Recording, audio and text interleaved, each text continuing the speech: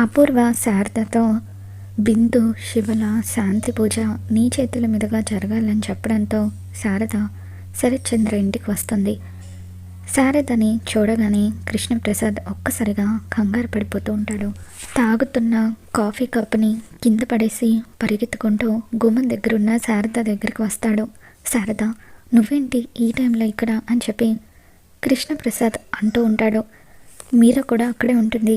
ఇక ఇంతలో శరత్చంద్ర మెట్లు దిగుతూ కిందకు వస్తాడు.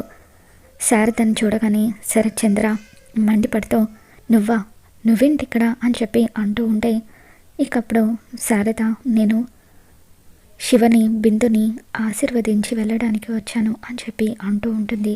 ఇక దాంతో శరత్చంద్ర శారద మీద మండిపడుతూ, నువ్వెంత, నీ బతికెంత, నీ చేతుల మీదుగా నా మేనకోడలి శాంతి పూజ జరిపించాలా అని చెప్పి మండిపడుతూ ఉంటే, ఇక అప్పుడే అపూర్వ అక్కడికి వస్తుంది.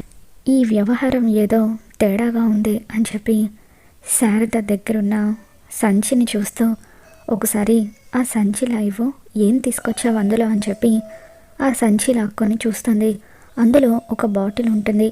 ఇక దాన్ని చూసి అపూర్వ షాక్ అవుతున్నట్టుగా నటిస్తూ, బావా, ఇదేంటో తెలుసా, ఇది కనుక మన బిందు తాగిందంటే దానికి ఇక జీవితంలో పిల్లలు పుట్టరు అని చెప్పి అపూర్వ శారద మీద చాలా పెద్ద నింద వేస్తూ ఉంటుంది.